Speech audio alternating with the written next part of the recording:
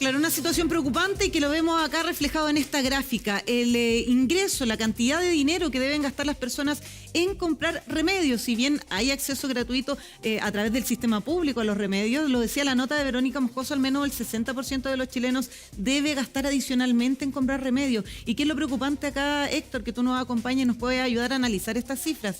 La media de sueldo en Chile es de 600.000 pesos, pero eso es una media. La mayoría de las personas en Chile gana el sueldo mínimo, cercano a 400.000 pesos. Estamos hablando de que una persona en FONASA, 15 millones de chilenos están en FONASA, gastan 37.000 pesos mensuales en promedio en remedios. Estamos hablando casi del 10% del sueldo de una persona.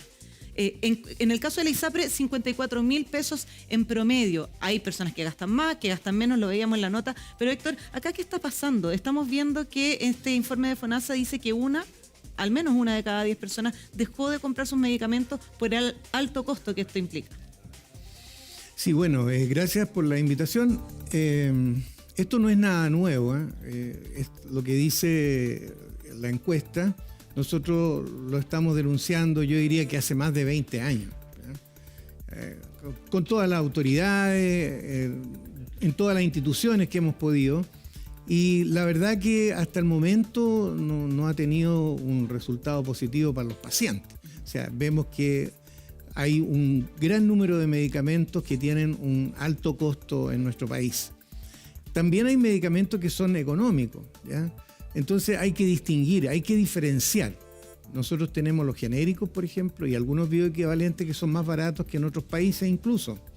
Pero aquellos medicamentos que son esenciales, que son decisivos, ¿ya?, para el tratamiento de una enfermedad crónica, ¿ya?, y que lamentablemente existe solamente uno o dos, ¿ya?, y que son laboratorios extranjeros, son los productores los que llegan a Chile con precios altísimos. Ese es ahí efectivamente donde está el problema. Ahí deberían estar puestos los esfuerzos por parte del Estado. Exactamente. O sea, nadie va a dejar de tomar, por ejemplo, un enalapril, ¿ya? Nadie va a dejar de consumir una omeprazol, claro, productos que tienen, no sé, 1.000, 2.000 pesos de promedio. Y que hay más alternativas, porque usted lo decía, Héctor, hay alternativas genéricas y el bioequivalente, hay una diferencia ahí. Exactamente. También. ¿Qué pasa cuando un doctor a mí me receta un medicamento que yo no sé que tiene otras opciones? ¿Qué derecho tengo yo como consumidor de que en la farmacia se me ofrezca una alternativa si es que existe? Porque a veces pueden haber diferencias hasta 10 veces en el precio en el mismo medicamento, pero de distintos laboratorios. Claro, nuestras farmacias independientes por lo general hacen lo que tú dices, ¿ya? Les ponen al paciente, pero la verdad que cuando llega con una receta médica es muy difícil cambiarle a la persona. Cada vez se ha ido como generalizando esto de que el farmacéutico pueda, digamos, dar una opción y la gente ya está confiando en esa situación. Pero el problema va más allá, o sea, quiero centrarme en aquellos productos, voy a pensar azulcidine, un medicamento que se utiliza para una enfermedad hepática que vale 100.000 pesos. Y que no hay otra opción ahí para aclarar a quienes nos estén viendo, son medicamentos patentados que tienen una fórmula única y que no tiene un bioequivalente, por ejemplo. Claro, ahora, nuestra propuesta que hemos hecho a las autoridades es que aquí en Chile, ¿no es cierto?, esos medicamentos que son realmente caros, ¿ya?, podría perfectamente bajar de precio, pero tendría que haber mayor competencia. Aquí tenemos 3 niveles en el mercado farmacéutico. Están los laboratorios, están las distribuidoras y están las farmacias. En farmacia no hay problema con la competencia, porque claro, hay cerca de 5.000 farmacias en nuestro país. A nivel de droguería, a pesar de que son 2 o 3 las más importantes, también hay competencia. El problema lo tenemos a nivel superior, a nivel de los laboratorios. Y si los laboratorios no tienen competencia, y esto, por favor, que lo escuchen las autoridades, es obvio que no van a bajar esos precios. Van a poner el precio que quieran. Ellos ponen el precio que se les ocurre, Héctor, en nuestro país. Y déjame terminar un poquito. Entonces, donde hay que apretar, digamos, el cinturón es a nivel superior, a nivel de aquellos productores, ¿no es cierto?, que, como tú bien dices, están cobrando el precio que quieren. ¿Por qué razón? Porque las autoridades no le han hecho nada, no le han dicho nada. Y porque en el fondo, aquí da el dicho de que la culpa no la tiene, ¿no es cierto?, el cerdito, sino que el que le está dando el afrecho, ellos van a seguir con los mismos precios. ¿Te fijas? Entonces, ¿qué es lo que hay que hacer? ¿Y qué es lo que le hemos dicho? Mayor competencia en los laboratorios. Pero resulta que aquí en Chile, lamentablemente, le ponemos obstáculos a industrias que son altamente tecnológicas, como Corea, por ejemplo, como Malasia, como Singapur, como la India, como China, que perfectamente podrían ingresar a nuestro país con los mismos productos, pero a precios 10 o 20 veces más baratos. Ahí hay un punto importante, Héctor. Mira, ya estamos con quizás el fondo que podría ayudar, pero es una política más de Estado, que esto de fomentar la competencia, bueno, que lleguen más laboratorios, y eso tiene que ir en paralelo. Ahora, está el cómo vamos solucionando o buscando una alternativa. Hay personas que realmente no van a tener mucha alternativa. En el caso que tú señalabas, los medicamentos que no tienen reemplazo, que no hay una opción, que no hay un bioequivalente. Quizás ahí también hay un tema de autoridad de la ley Ricarte Soto, por ejemplo, que hay algunos medicamentos que se cubren por parte de esa ley, o algún subsidio para medicamentos que son muy difíciles. Ahora, ¿cómo explicarle a la gente también la diferencia entre un genérico, un bioequivalente y el medicamento que le recetan? Para que no pase eso que tú decías cuando van a la farmacia, en la farmacia independiente tú dices que se hace mucho esto, que le dicen, mira, acá tiene una alternativa, pero las personas a lo mejor no confían. ¿Cómo explicarle para que sí confíen cuando le entregan una alternativa? ¿En cuáles deben confiar? ¿El genérico es igual a un bioequivalente, igual al medicamento recetado, o hay diferencias? Ahora, sí, yo creo que aquí algo tienen que hacer también los médicos, y los padres de familia que van, ¿no es cierto?, al médico, dado que existe otro fenómeno, ¿ya? Hay un problema de desabastecimiento, o sea, aparte de la baja competencia. Ya, por esto mismo de la poca competencia a nivel productivo, ¿no es cierto?, también se da un problema de desabastecimiento. Entonces, ¿qué es lo que ha sucedido? Por ejemplo, no existe la clorpromacina barata que costaba 1.000 pesos. ¿Ya? Entonces la gente tiene que comprar, y el médico le receta el Largactil, que vale 20.000 pesos. ¿Se fija? Entonces, el enalapril estuvo bastante tiempo en falla, en quiebre de stock. Por lo tanto, iba al médico y el médico le recetaba otro, pero es mucho más caro, te fijas, un valsartán, un telmisartán, etc. Entonces, la gente, te fijas, claro, obviamente se estaba pagando 1.000, 2.000 pesos por ese genérico, por ese producto barato. Ahora, obviamente que no va a querer seguir con el producto más caro, o no va a poder seguir con el producto más caro. Y eso es, del punto de vista de política, si tú quieres, de Estado, es pésimo, porque esa persona que no siguió con su tratamiento va a ser una enfermedad peor. Claro, y va a ser un costo para el Estado. Y va a ser un costo para el Estado. Entonces, realmente hay que tener, digamos, hay que tomar decisión, hay que tener voluntad política, porque fíjate que cuando tú revisas y te emerge en el tema regulatorio, todo lo que tiene que ver con lo sanitario en temas de medicamentos, te vas a dar cuenta que aquí se privilegia en realidad a los grandes productores, ¿ya? Y no a quien debiera realmente estar en acuerdo en favorecer, que es al paciente. Claro. Héctor, quiero invitar también a la gente que nos escriba. Quizá usted tuvo que dejar de consumir algún medicamento, tiene dudas si tiene alguna alternativa. Buenos días TVN, y yo le voy a contar una historia que a mí me pasó hace varios años. A mí me habían recetado una metformina que era como de liberación gradual, no voy a decir el nombre, pero valía 20 lucas o más de 20 lucas. Durante un tiempo la pude tomar, pero después no me alcanzaba la plata para comprar las 20 lucas. Y como tú dices, esto pasa siempre. El tema es que ahora está pasando más.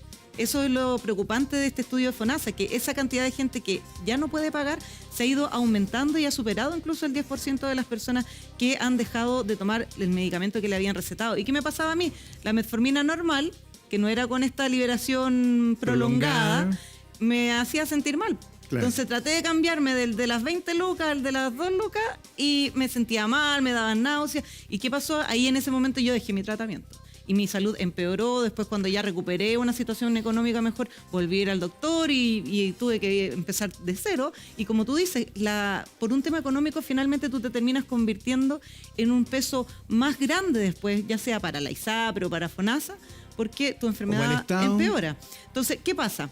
También hay mucho desconocimiento. Cuando uno va al médico, te recetan un medicamento de marca que muchas veces es caro y a veces uno no le pregunta al doctor, oiga, ¿y hay alguna otra opción más barata o da vergüenza? Acá está por ley establecido que el doctor te tenga que dar siempre una opción, o es algo en lo que también se debería avanzar.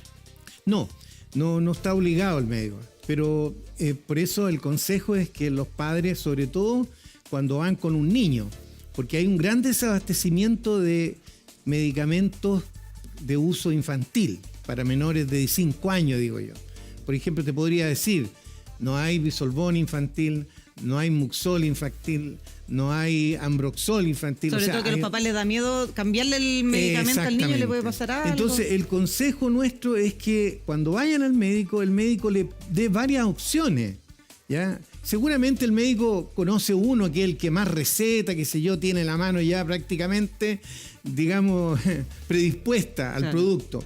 Pero tal vez puede el médico consultar en el computador, decir similares a tal producto y dar la opción para que esa persona compre con confianza la alternativa.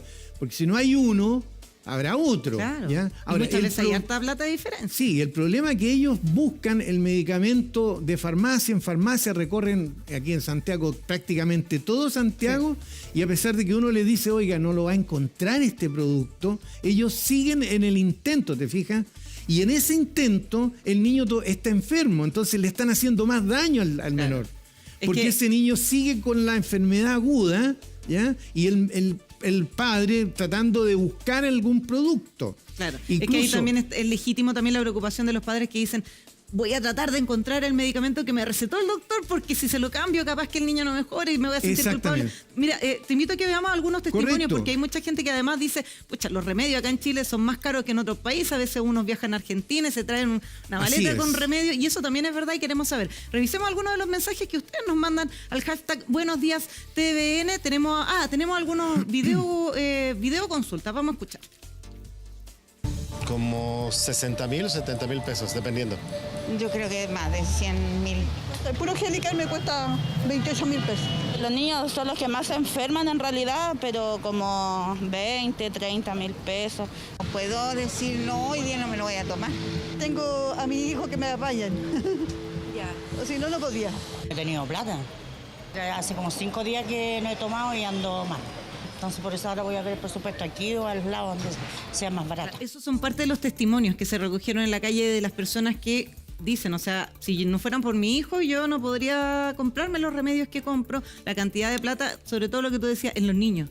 Las familias que tienen menores de edad, que la enfermedad respiratoria y todo eso, invierten una gran cantidad del presupuesto familiar en remedios. Y ahí está el consejo que tú dabas, no perderle el miedo a cambiarlo por un bioequivalente, quizás. Exactamente. Ahora, otra cosa, esa persona que gasta 60.000 pesos en medicamentos mensuales, piensa tú que el 20%, que equivalen a 12.000 pesos, algo así, es para el Estado. Impuesto. O sea, impuesto. Por lo tanto, yo creo que en algún momento los legisladores tendrán que ponerse una mano en el corazón, ¿no es cierto? Y, por último, eliminar el IVA de un medicamento, que es un bien, ¿no es cierto?, tan esencial para la población. Esa es otra de las propuestas que nosotros hemos venido haciendo.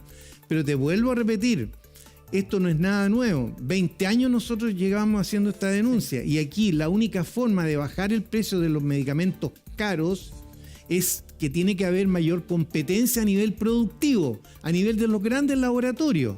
Y lamentablemente los laboratorios internacionales no tienen competencia en nuestro país, porque no se permite que entren, ¿no es cierto?, otros países a Chile que tengan buena tecnología, como delante le comentaba, Corea, China, Malasia, India, Malasia, etcétera. Si ellos pudieran ingresar a nuestro país, los precios serían mucho más baratos. Y te quiero comentar un dato para la gente también, que tenga alguna necesidad de un producto caro. Existe en Santiago la farmacia Daniela, que se ha especializado en traer medicamentos desde afuera. ¿Ya? ¿ya? Mira, buen dato. Entonces, resulta que en Farmacia Daniela trae el medicamento muchísimo más barato que el precio acá en Chile. O sea, hay que buscar alternativas. Claro que no va a ser de un día para otro, tú comprenderás hay que encargarlo. Ya, pero también ahí existe una negligencia por parte de las autoridades sanitarias, porque imagínate que les impiden traer medicamentos por más de 6 meses y a veces son productos que afuera son tan baratos, ¿ya? Que la verdad que el costo es bajísimo, por lo tanto no le conviene a la empresa traer por 6 meses. Claro, le conviene por mucho más. Héctor, mira, te interrumpo para que veamos algunos de los mensajes, porque nos están llegando muchos mensajes. Correcto. En el hashtag Buenos Días TVN y queremos ir recogiendo algunas de las Correcto. consultas que hace la gente. El de Diego Dotes nos dice: mi esposa toma remedios para la epilepsia y son tan caros que no podemos pagarlos. Dejó de tomarlos y ahora le vienen crisis muy seguidas. ¿Qué pasa con este tipo de remedios? Los remedios para la epilepsia se entregan en el sistema público, ¿hay algún tipo de subvención? ¿Por qué en este caso Diego no puede acceder a los remedios?